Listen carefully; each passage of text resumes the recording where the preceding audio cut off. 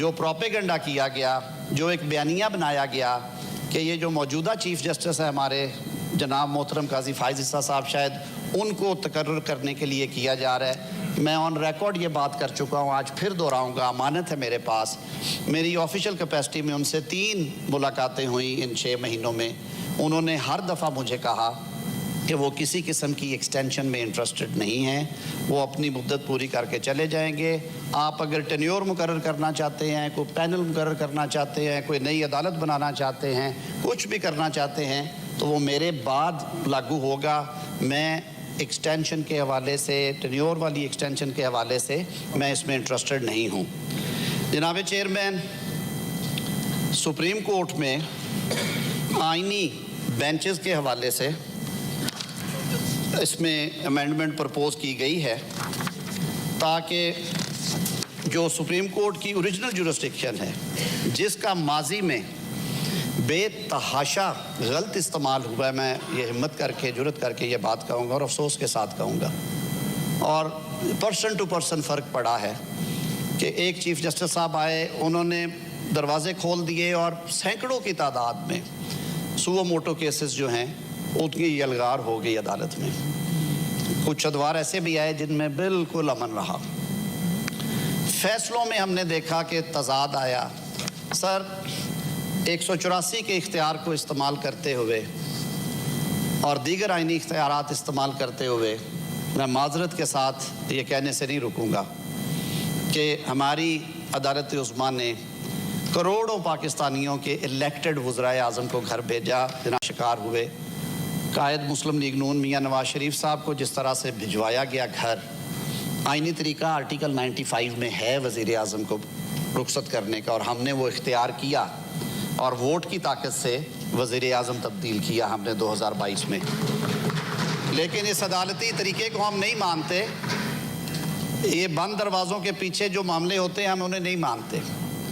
ان شکایات کو سامنے رکھتے ہوئے، تاریخ سے سبق سیکھتے ہوئے، جناب چیئرمین، ہم نے جو آئینی بینچ ہے، آئینی عدالت سے آئینی بینچ تک، اس کے لیے ہمارے دوست کامران مرتضیٰ صاحب ابھی ہاؤس میں آ جاتے ہیں، وہ بہتر جانتے ہیں. انگیجمنٹ ہوئی بلاول بھٹو زرداری صاحب کی کراچی میں، اس کے بعد دوسری نشست ہوئی لاہور میں. میاں نواز شریف صاحب نے انوائٹ کیا سب کو، جس میں صدر پاکستان، وزیر اعظم پاکستان، دیگر زعماء بھی شریک تھے، اور یہ طے کیا گیا کہ آئینی عدالت کی بجائے عدالت کے اندر ہی آئینی بینچز تشکیل کر دیے جائیں. اور یہ تجویز اپوزیشن سے بھی آئی تھی. علی ظفر صاحب بیٹھے ہوئے ہیں، انہوں نے برملا کہا تھا کہ آئینی بینچز تشکیل دے دیے جائیں، ہمیں اعتراض نہیں ہوگا. ہم نے کنسنسس ڈیولپ کرنے کے لیے، اس میں خوبصورتی لانے کے لیے یہ بات بھی مانی، اور چیئرمین بلاول بھٹو اپنے اس مطالبے سے پیچھے ہٹتے نظر آئے اور انہوں نے کہا اگر کنسنسس ہوتا ہے تو بسم اللہ، ہم ضرور کریں گے. تو آئینی بینچز کا قیام کیا جا رہا ہے. جو سپریم کورٹ کی اوریجنل جورسڈکشن ہے وہ ایکسرسائز کریں گے. 184 میں، 186 میں جو جورسڈکشن دی گئی ہے، جو ایڈوائزری ان نیچر ہے، جو ان کی اوریجنل جورسڈکشن ہے، جس میں یہ سو موٹو میں عام زبان میں کہہ رہا ہوں، وہ بھی آتے ہیں. اور اس کے ججز کی نامینیشن میں نے عرض کی وہ بھی جوڈیشل کمیشن آف پاکستان کرے گا تاکہ براڈ بیس کنسنسس ہو. چیف جسٹس آف پاکستان کی تقرری اور چیف جسٹس آف پاکستان کا میعاد عہدہ. ماضی میں سر ہم نے دیکھا کئی 1-2 ادوار ایسے آئے جہاں پہ چیف جسٹس صاحب کا میعاد تھی وہ 6 سال، 7 سال، 5 سال تھی. میں تفصیلات میں نہیں جاؤں گا، اس کے جو ثمرات ملے وہ ہم سب کے سامنے ہیں. تو اس میں یہ سجیسٹ کیا گیا ہے کہ چیف جسٹس آف پاکستان جس طرح باقی بہت سارے عہدے جو ہیں آئینی عہدوں سمیت، وہ ان کو اپر لیمٹ، اس میں اپر کیپنگ کر دی گئی ہے، میعاد سے جوڑ دیا گیا ہے. تو چیف جسٹس آف پاکستان کی جو میعاد ہوگی وہ 3 سال کے لیے ہوگی. تقرر ہوگا ان کا، اور تقرر ہوگا 3 سینئر موسٹ جج صاحبان جو اویلیبل ہوں گے سپریم کورٹ کے at the time of retirement of the outgoing chief justice. تو ان کو نکال کے جو 3 سینئر موسٹ ججز ہوں گے ان میں سے ایک لیے جائیں گے. یہ کیوں کیا گیا؟ جوڈیشل کمیشن آف پاکستان کے صوبائی چیپٹرز ڈال کے 1 سال یہ ایکسرسائز کی گئی کہ جو سینیورٹی کا پرنسپل ہے دیگر اور امور کے ساتھ ساتھ وہ کریں یا کچھ اور کریں.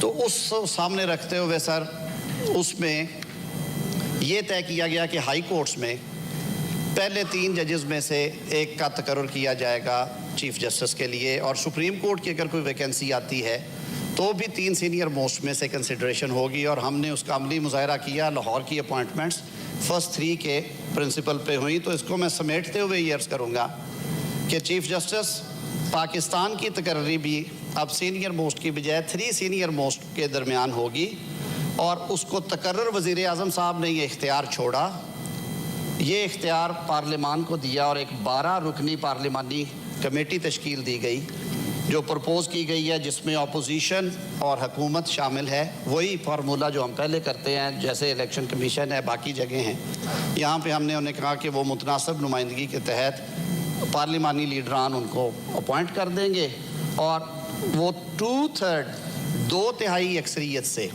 सिर्फ इस वजह से कि कंसेंसस बेस्ड डिसीजंस हो, सिंपल मेजॉरिटी ना हो, सारे मिल के करें हम, तो वो 12 रुकनी कमेटी जो है वो 2 तिहाई के साथ चीफ जस्टिस के नाम पे इत्तफाक करेगी।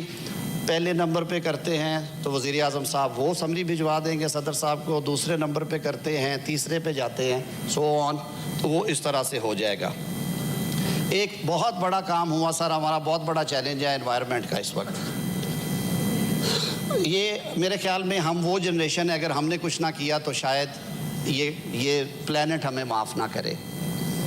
सर, अक़वाम मुत्तहिदा ने भी कहा है कि ये अब इसको सारी दुनिया एक रेड बटन दबाया हुआ है। शहरी रहमान साहबा बैठी हैं, इनकी और कुछ दीगर साथियों की और अटॉर्नी जनरल साहब की तजवीज़ थी कि ये वेकअप कॉल देने का टाइम है और रियासत को जागना चाहिए।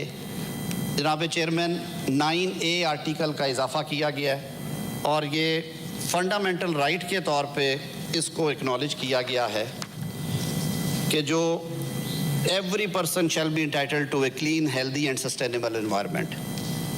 ये एक बहुत बड़ा कदम है। इसके बाद वफाकी और सूबाई हुकूमतें जो हैं वो आगे बढ़ेंगी, और हमें उम्मीद है कि हम इन चैलेंजेस से निमटने के लिए अपना किरदार अदा करेंगे। जनाब चेयरमैन, इसी तरह सूबों में भी कॉन्स्टिट्यूशनल बेंचेस की गुंजाइश पैदा की गई है हाई कोर्ट्स में और इस्लामाबाद हाई कोर्ट में, और उसका भी वो सारा तरीक़ेकार इसी तरह दे दिया गया है।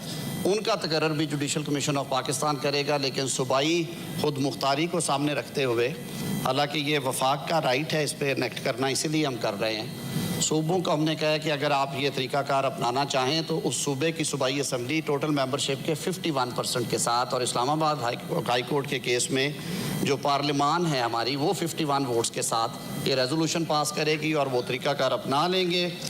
हमारे JUI के दोस्तों ने इसमें हमसे मुशावरत करने के बाद सेनेटर कामरान मुर्तज़ा साहब ने 5 अमेंडमेंट्स आज दाखिल कराई हैं, जो कि वो वन आफ्टर अनदर पेश करेंगे अपने नंबर पे। जी नहीं सर, वो क्लॉज बाय क्लॉज आएगा ना, हमारी आपकी तो है ही नहीं सर। हमने एक कंसेंसस डेवलप किया, उन 5 जो क्लॉजेज हैं उनके ऊपर भी हमारा इत्तफाक़ राय है। काबीना ने भी मुझे ऑथोराइज़ किया कि सबका इत्तफाक़ राय क्योंकि हुआ था इस पे, तो हम उन 5 क्लॉजेज़ को, जिनमें वफाकी शरई अदालत के हवाले से है, इस्लामी नज़रियाती काउंसिल के हवाले से हैं अमेंडमेंट्स, जो वो पीछे फ़ैसला आया इस्लामी जो फेडरल शरीयत कोर्ट का, उसमें रिबा के हवाले से, तो वो कामरान मुर्तज़ा साहब की क्लॉजेज़ हैं 5, उस पे हमारा ये इत्तफाक़ है कि हम उसको सपोर्ट करेंगे। सर, ये इसके खद व खाल थे। कुछ छोटी छोटी अमेंडमेंट्स हैं जो आपके सामने आएंगी, टाइम टू टाइम उसको एक्सप्लेन कर देंगे अगर किसी को इस पे कोई बात करना हो। मेरी सर ये इस्तदा होगी इस ऐवान से कि हम सारे एक अच्छी नीयत के साथ हमने काम शुरू किया था। हमारी ये ख्वाहिश थी कि अपोजिशन के तमाम साथी इसमें साथ दें। बारकैफ़ हम शुक्रगुज़ार हैं मौलाना फजलुर रहमान साहब के और उनके अरकान पार्लिमान के कि उन्होंने हमारे साथ मिल बैठ के एंगेजमेंट के बाद जो मुसवदा फ़ाइनल किया वो उस पर एग्री की, और उन्होंने कहा कि आज हम उसको वोट करेंगे। मैं सारे ऐवान से ये इस्तदा करूँगा कि आज जो बिल पेश होने जा रहा है इसको पास किया जाए।